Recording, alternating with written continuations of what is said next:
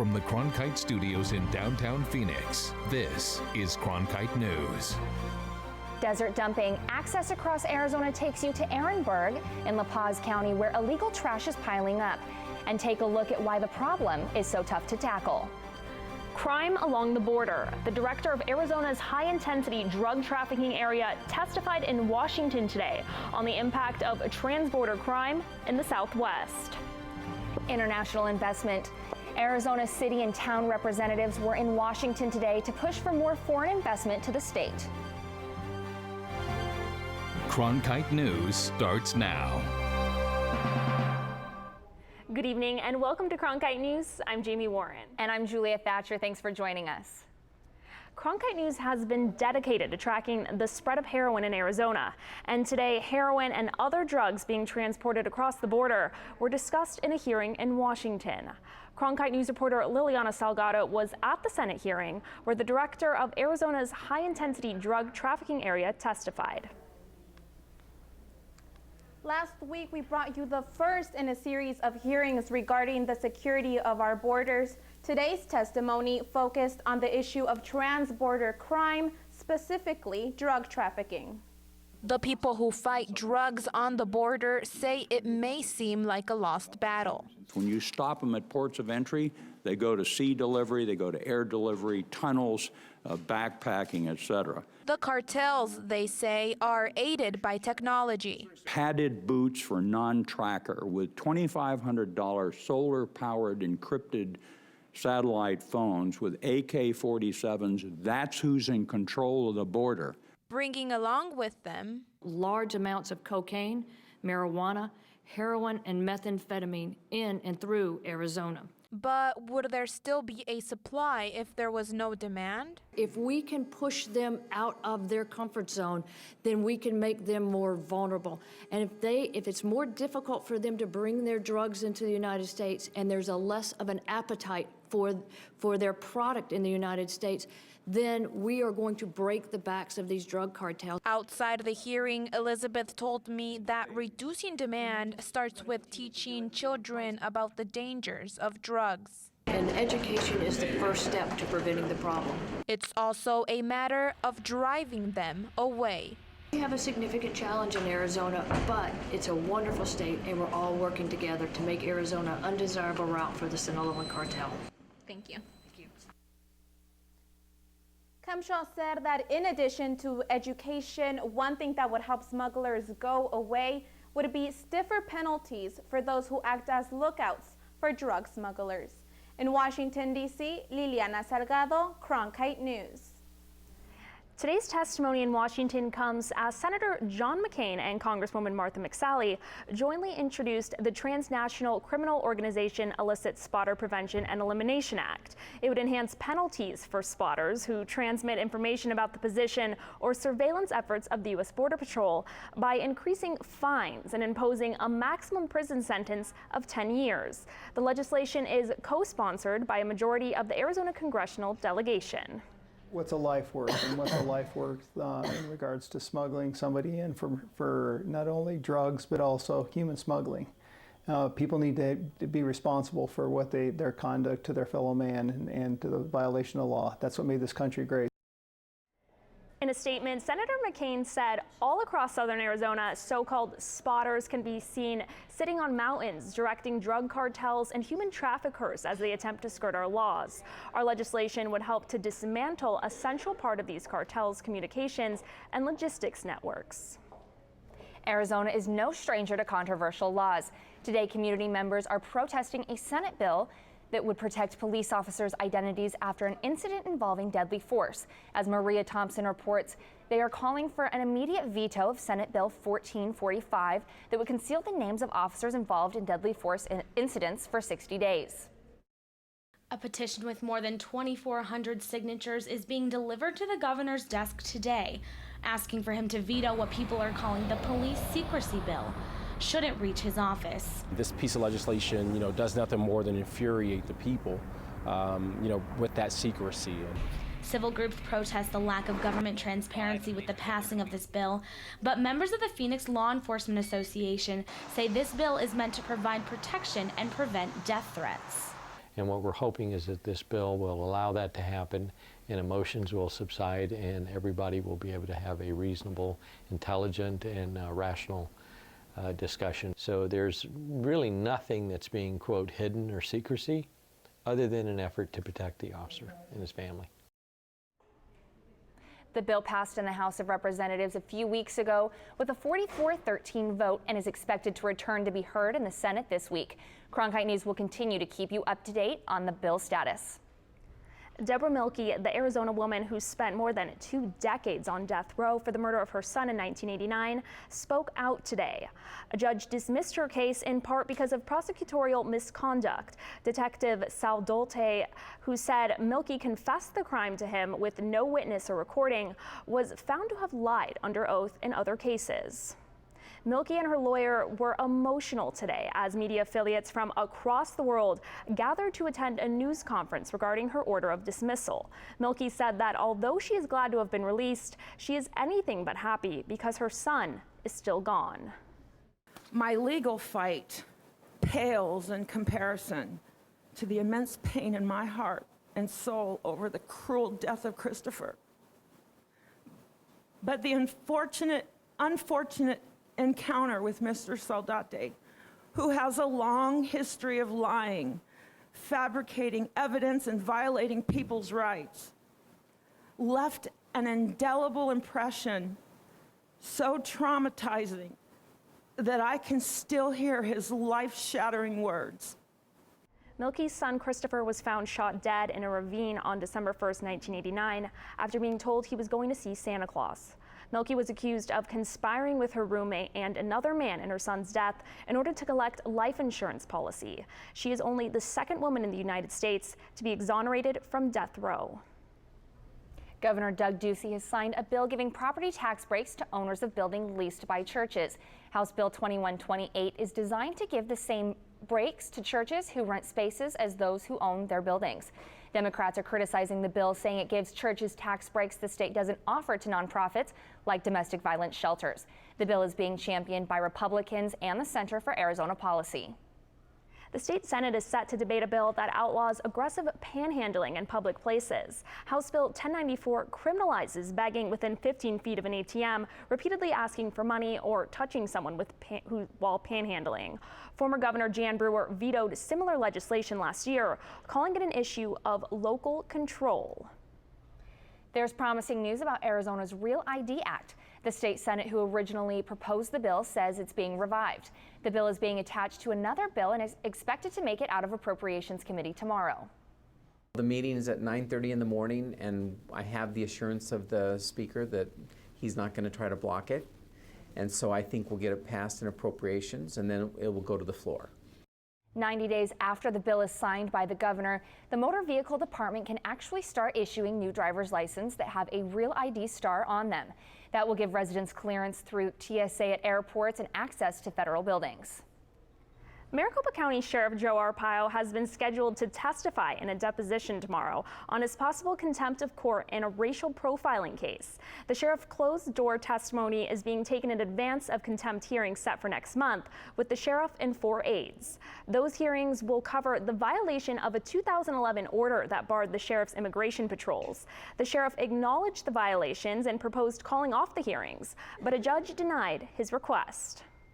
Dumping large items into the desert is not only illegal, it's a problem that plagues small cities across the state.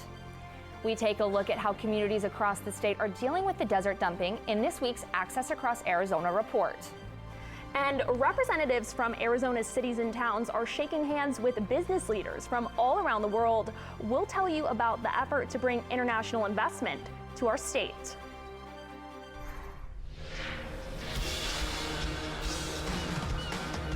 The more you know about history, the more you know about yourself. Let's turn the page. I believe that this nation should commit itself. One small step for man, one giant leap for mankind. You can almost divide American history before Robinson and after Robinson. Seeing is believing. We broke records. We broke barriers. This is incredible. Suddenly the big picture makes more sense. We have unprecedented access. Now I can see my ancestors. Now I'm looking into their world. Now I can see where they walked.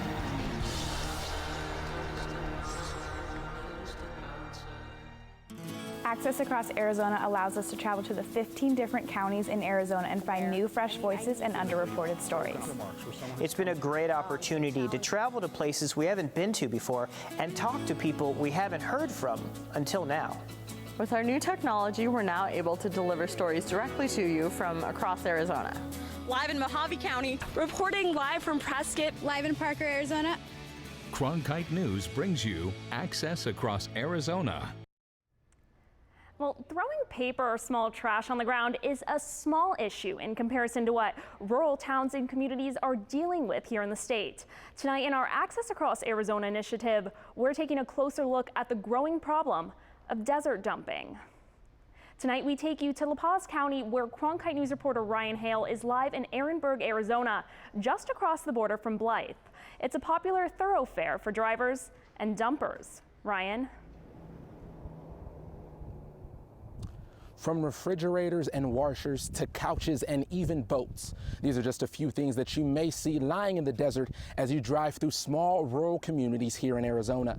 Desert dumping, which is illegal, is an issue that state officials and residents are working hard to solve. It's a big problem. It's a bad problem. Illegal dumping, an unsightly and unhealthy problem. These areas also tend to be, they attract vectors like rodents and things like that. I mean, you've got several problems in play here. The biggest issue is that monitoring desert dumping is nearly impossible, especially with an extreme lack of funding. We are basically in just an advisory role now. In the La Paz County budget, there is no money set aside to help clean up desert dumping, and that's where the counties come in. We like to see solutions that come from the local municipalities and unincorporated areas, counties, as to come up with creative ideas as to how to deal with it.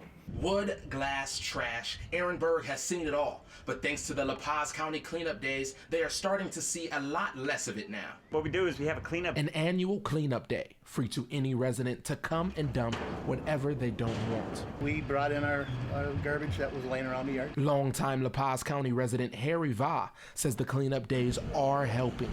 I was down here back in the 70s, and in my opinion, it's way cleaner than it's ever been. But county and state officials say desert dumping is a huge statewide issue with few viable solutions. They have their signs up, but they're few and far between, and people just go ahead and just abuse it and use it anyways. We don't have the financial wherewithal to do anything financially on the problem. The cleanup days here in Ehrenberg were pretty successful as the community filled up about 8 large dumpsters full of metal and trash. La Paz County has been putting on these cleanup days for about 10 years now as they continue to try and put a stop to desert dumping. Live in Ehrenberg, Ryan Hale, Cronkite News. The Arizona Geological Survey announced a 2-year project to research and monitor landslide sites across Arizona to access potential hazards. The agency plans to focus on highly populated areas and busy roads that have the highest risk of landslides. Pre-disaster money from the federal government will cover much of the initial costs of the project. A team of developers, contractors, and engineers are working on a plan to build a new 22-mile Arizona freeway segment that will run south of Phoenix, connecting with both ends of Interstate 10. The freeway project is set to cost about $1.9 billion and will be funded by sales tax and money borrowed through tax exemption bonds. The first female director of the Arizona Department of Veterans Services was appointed by Governor Doug Ducey this week. Wanda Wright previously served as the vice principal of the Montessori Academy since 2011. During her military career, Wright was an executive officer with the Guard's 162nd Fighter Wing in Tucson. Payday loans are already illegal in the state, but one bill could create a chance for businesses to offer what some people are calling predatory loans.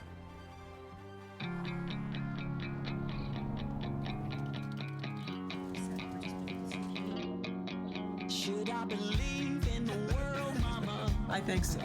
Should I give up and hide, or should I stay and fight? Should I believe in the rules, mama? What are the consequences? Can I speak out my mind in these chains?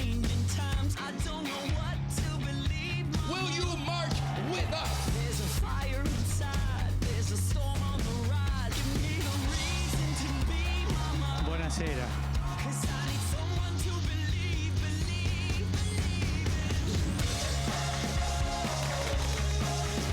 The world is more complicated than it's ever been. The News Hour is always going to take you deeper and take you broader. And that is worth fighting for. Night after night, 7 days a week. I'm Maria Hinojosa. I'm Gwen Eichel. And I'm Judy Woodruff. On behalf of all of us here, thanks for watching.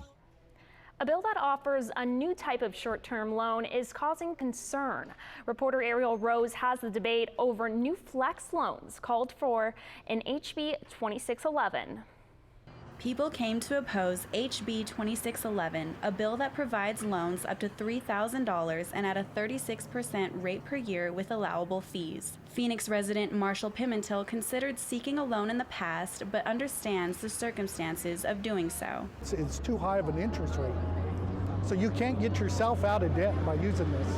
State Representative Reginald Boulding says these loans can put people in debt traps. Over 200% interest is being charged to individuals who would use a flex loan, and that is something that is that's disheartening, and that as elected officials we would even put forth. In a phone interview, State Representative J.D. Mesnard says he sponsored the bill to accommodate those who may be in a financial bind. This is a new product that's designed to give consumers an additional choice when they don't have collateral to put on the line. Mesnard also says that these flex loan locations are placed in areas where the need for a loan might exist, without the need to pawn items or give up titles to other assets. But Pimentel believes it isn't worth the risk. Really want, citizens to understand how terrible this thing is, and definitely do not, trust this type of lending. It's exactly what it says here. It's predatory lending. Though consumers may have doubts, ultimately the lending option lies in the hands of the legislature. Ariel Rose, Cronkite News. Boulding says there are other options like traditional banks that provide the opportunity to not have to depend on such flex loan lenders. 44 states and 2 U.S. territories attended the Select USA Investment Summit, trying to get the business of foreign investors. Cronkite News reporter Sierra Oshrin got to meet up with the economic officials from Arizona at the summit. Arizona economic officials have a message for the world. Lack of natural disasters. Lower taxes. How fast can we go from an application permit to actually getting a permit? At the Select USA Investment Summit, businessmen from around the world are listening to pitches from states hoping to attract foreign investment. America is proudly open for business, and we want to make it as simple and as attractive for you to set up shop here as is possible. But competition is fierce. Some of these states have these natural exposures. Like 44 states and 2 territories were also trying to lure investors. Like California is just California, so there's a great natural exposure to that. And I think Arizona is becoming that, but we're still not there. Grand Canyon's a great example of people understand where the Grand Canyon is, so kind of making those connections. Arizona representatives face unusual challenges when pitching the desert state. Water, like you're in a desert, right? Do you guys have enough water? But Hernandez suggests that shouldn't be a game changer. And the answer is always yes, we have that. Yeah, Arizona's done a great job at managing their water and water resources as well as other resources, and that's one of the things we have to, make sure that the clients are at ease when they ask those questions. Questions that Stefan Frigia knew they would most likely have, a reason why he thinks they were so successful this year. We don't wait for companies to just show up to the booth. We actually were very proactive in our approach. Basically precede why you should be Arizona, why should you consider it, because there's a lot to choose from. In Washington, D.C., Sierra Oshrin, Cronkite News. The United States currently hosts the largest amount of foreign direct investments in the world, insourcing 83,000 jobs in Arizona alone, according to Organization of International Investment. Well, it's definitely looking like Chamber of Commerce weather out there today. Let's check in with Casey Brecker for our forecast. Yes, Jamie, it's actually a beautiful day. I got the chance to step outside before the newscast. It's awesome. 85 degrees today in Phoenix right now. We have slight cloud coverage, but that's due to some storms just above us here.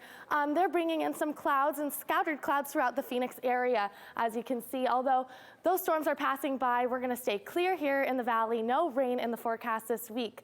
It's going to be nice and warm, though. Today, we have a high of 86 degrees. Average for this time of year is 79 degrees, so we're just above average for this time of year today. Throughout the valley, you can see, or throughout Arizona, you can see Yuma, 89 degrees, nice and warm down there. Up in Bullhead City, 83 degrees. Throughout the state, it's pretty warm.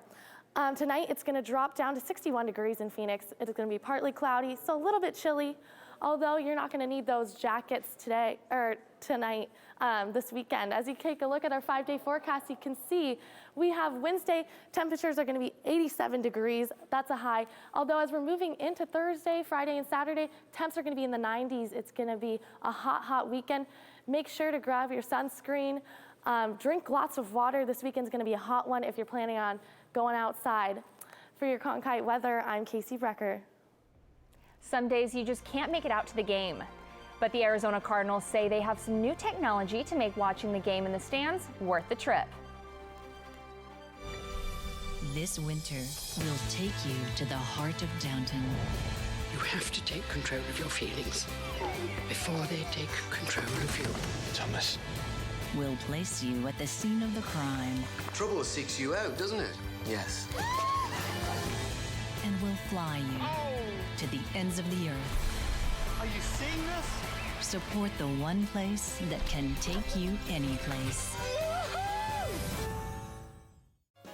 Hi, I'm Beth McDonald, host of 8's brand new show, Arizona Collectibles. Filming for season 2 is right around the corner. For your chance to be a guest on the show, visit us online at azpbs.org/collectibles. That's wonderful. Okay. Make sure to sign up early because spots fill up fast. I look forward to meeting you and seeing your treasures. Until then, thanks for watching. Thursday nights at 7:30 on 8 HD. News doesn't stop on Friday at 7:30 at night. PBS NewsHour Weekend is kind of a natural next step. The NewsHour's been committed to being available on air or online, and now weekdays or weekends. There's no shortage of news that's out there, but why do people come to us? To give them some context and analysis that they can't find somewhere else. PBS NewsHour Weekend, only on PBS. Check local listings.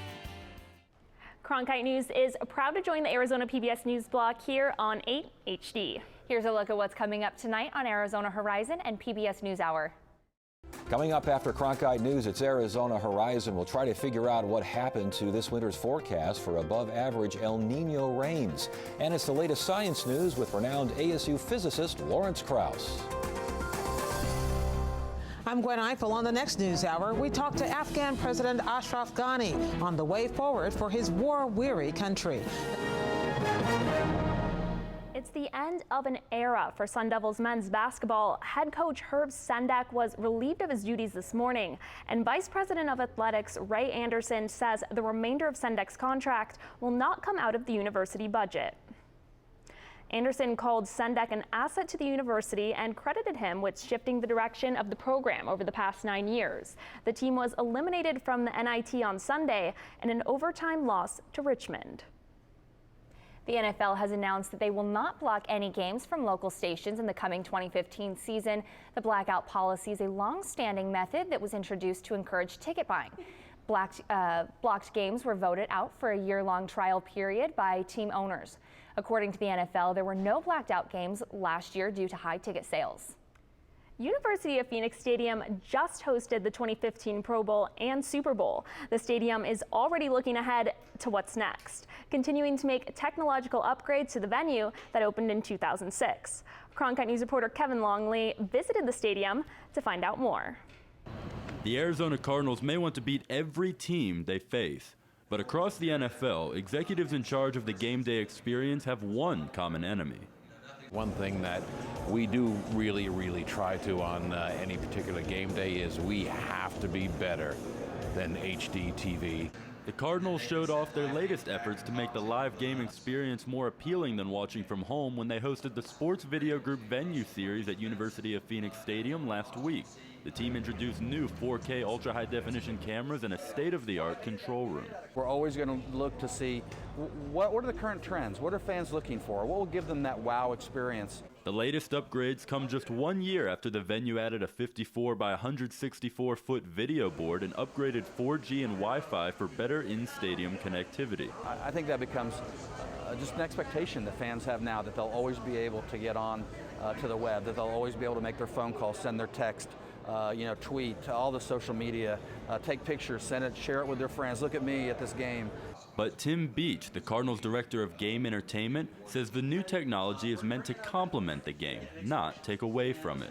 We're here to enhance the experience.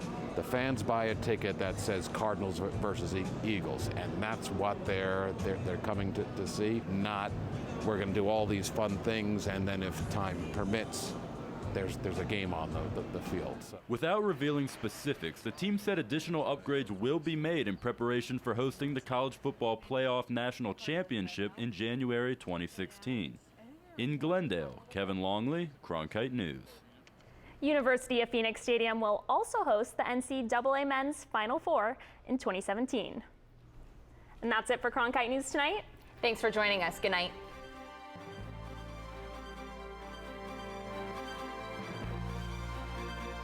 Find top Arizona stories anytime at CronkiteNewsOnline.com.